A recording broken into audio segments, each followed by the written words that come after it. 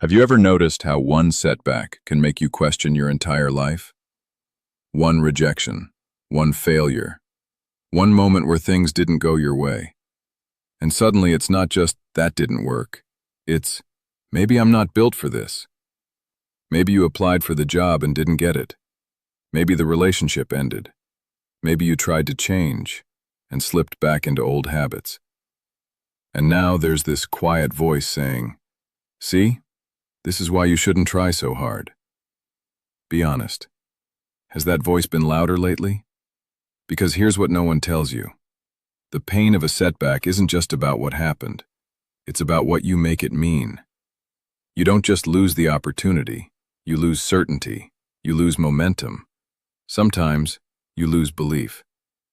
And when belief cracks, everything feels heavier. You wake up slower. You hesitate more. You overthink every move. And here's the dangerous part. You start playing not to lose instead of playing to win. That's the beginning of backing down. Not dramatically, quietly. You stop taking risks. You lower your standards. You tell yourself you're being realistic.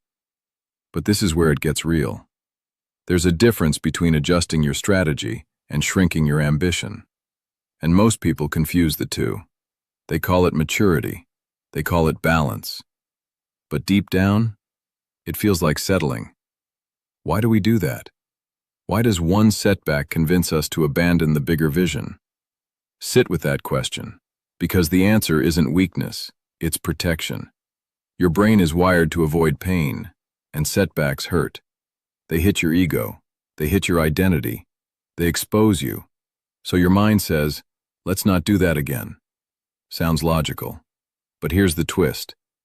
Every time you avoid the arena, you reinforce the idea that you can't handle it. And slowly, without realizing it, you build a life around safety. Safe choices, safe goals, safe conversations. And safe becomes small. This is the moment in the story where the hero doesn't know they're the hero yet. They just feel tired. Tired of trying. Tired of starting over. Tired of feeling like progress never sticks. I used to think setbacks meant I was off track.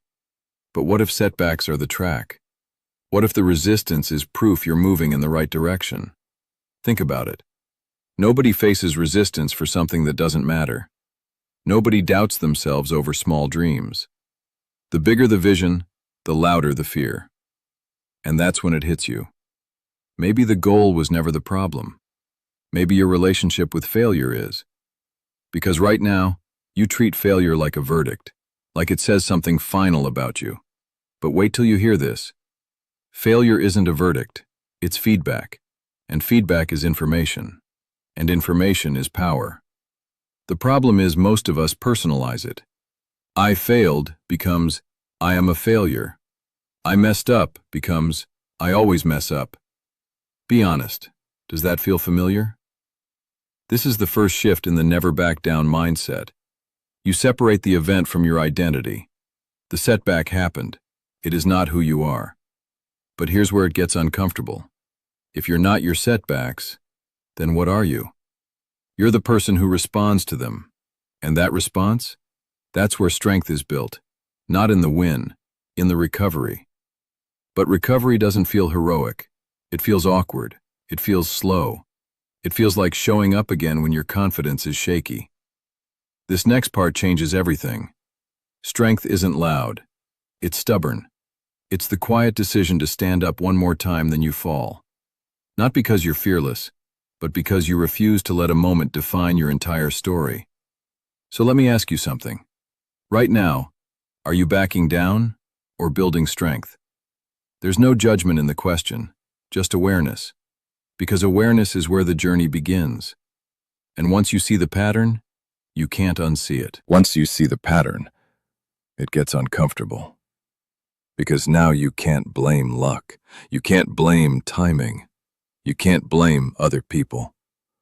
You start noticing something deeper. It's not the setback that stops you. It's the story you tell yourself afterward. That always happens to me.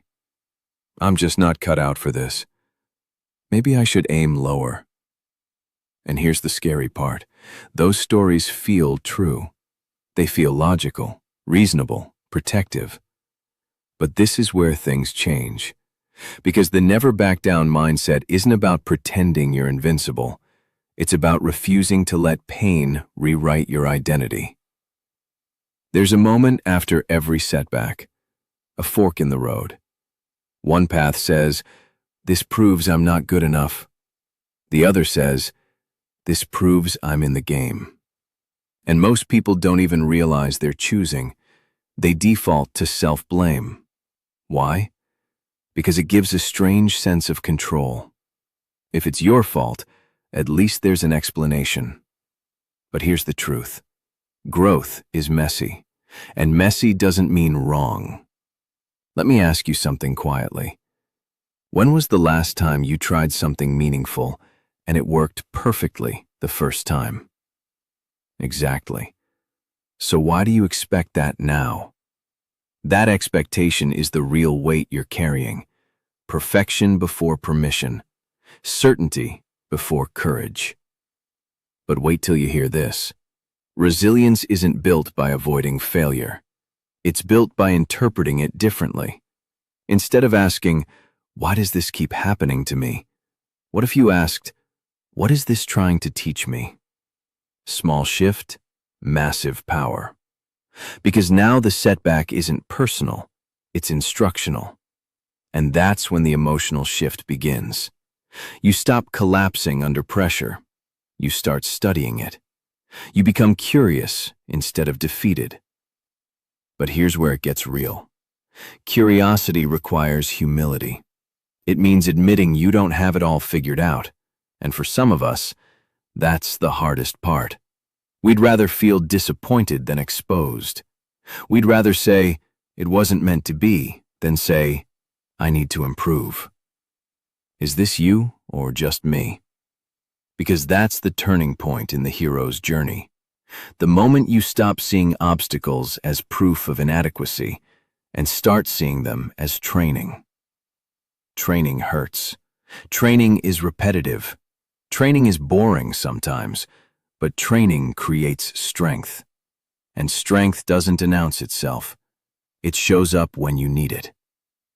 Here's a surprising realization. Every time you recover from something hard, your threshold expands. What once felt unbearable becomes manageable. What once felt impossible becomes uncomfortable. And uncomfortable becomes normal. That's evolution. But here's the part nobody tells you.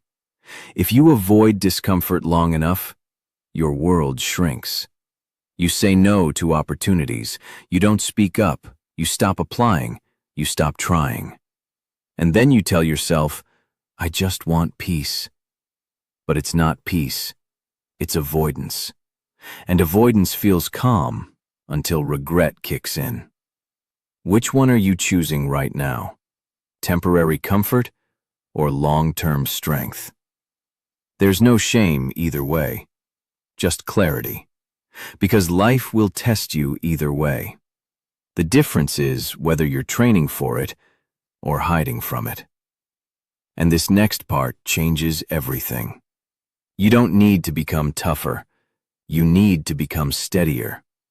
Toughness burns hot and fades. Steadiness endures. Steadiness says, "That hurt, but I'm still here." Steadiness says, "I'll adjust. I won't retreat." That's the never back down mindset, not loud aggression, quiet refusal. Refusal to let a moment shrink your future. Refusal to let embarrassment silence your ambition. Refusal to let one no cancel your yes. But here's the challenge. This mindset isn't activated in comfort. It's activated in chaos.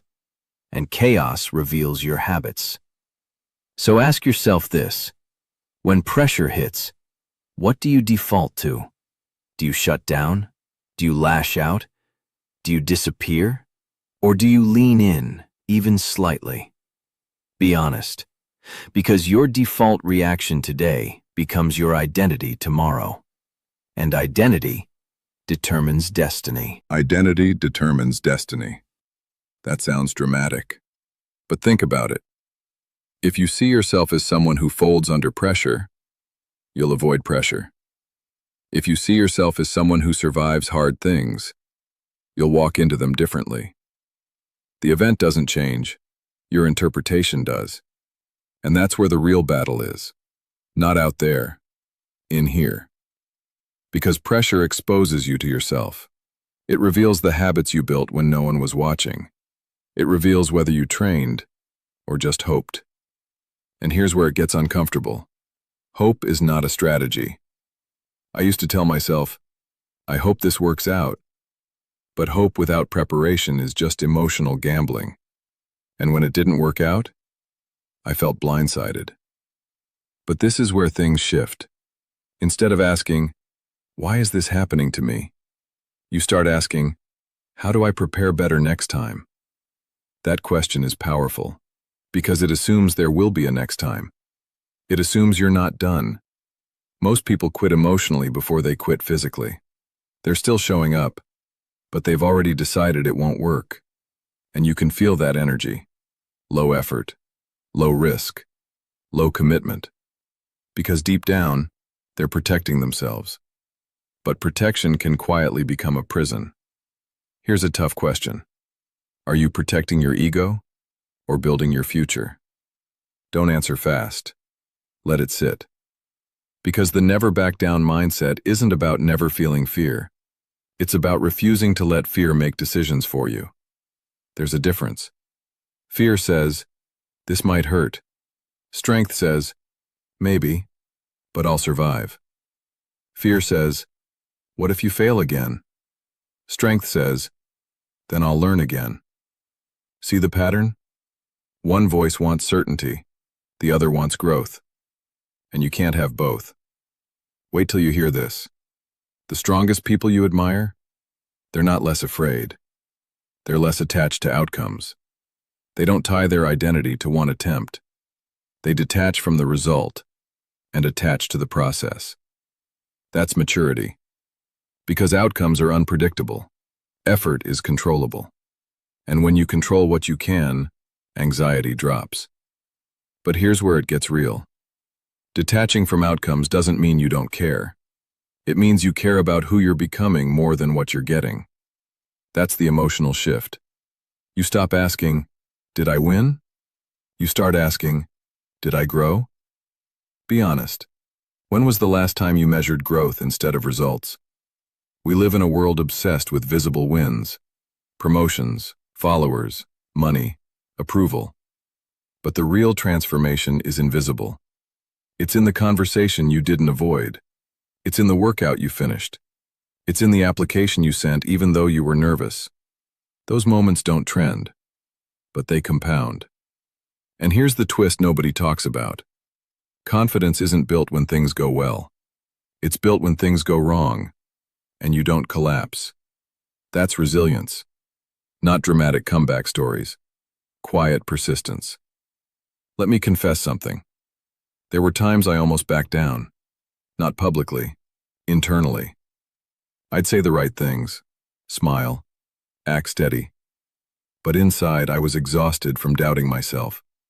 And I realized something uncomfortable. I wasn't tired from effort. I was tired from resistance. Resisting discomfort. Resisting criticism.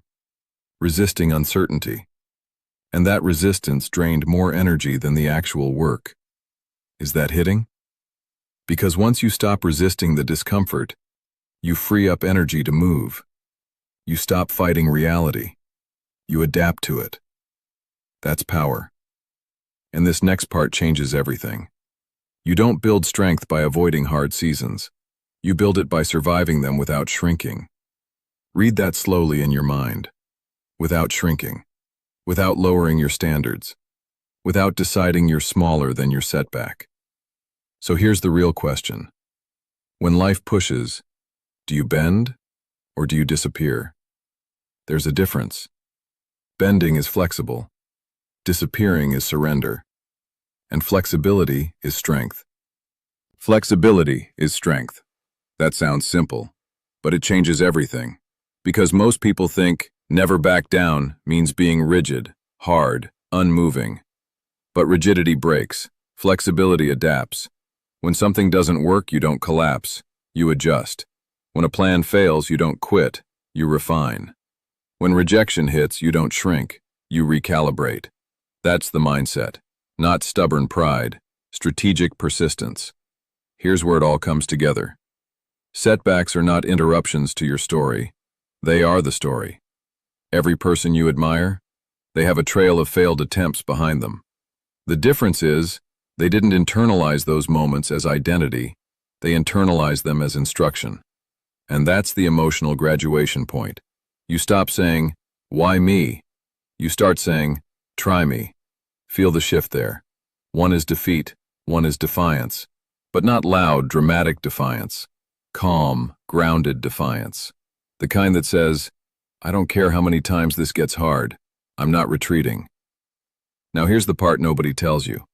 Never backing down doesn't mean you won't feel tired. You will. It doesn't mean you won't doubt yourself. You will. It doesn't mean you won't have moments where quitting feels logical. You will. The difference is, you won't let a temporary emotion make a permanent decision. That's maturity. Emotions are waves. Identity is the anchor. And when your identity becomes, "I'm someone who gets back up," life feels different. Challenges still show up, but panic doesn't control you. You pause, you assess, you respond. That response is everything, because response creates trajectory. Two people can face the same setback. One spirals, one strengthens. The event is identical, the interpretation is not. So here's the final shift. You stop asking, "Will this be easy?" You start asking, "Will this make me stronger?" And sometimes the answer is uncomfortable. Sometimes growth requires embarrassment. Sometimes it requires humility. Sometimes it requires trying again after people have seen you fail. That's not weakness, that's courage. Let's get honest. You've survived things you once thought would break you. Situations that kept you up at night. Moments that felt unbearable. And yet, you're still here. That alone is proof. Proof that you're stronger than you give yourself credit for. So why act fragile now?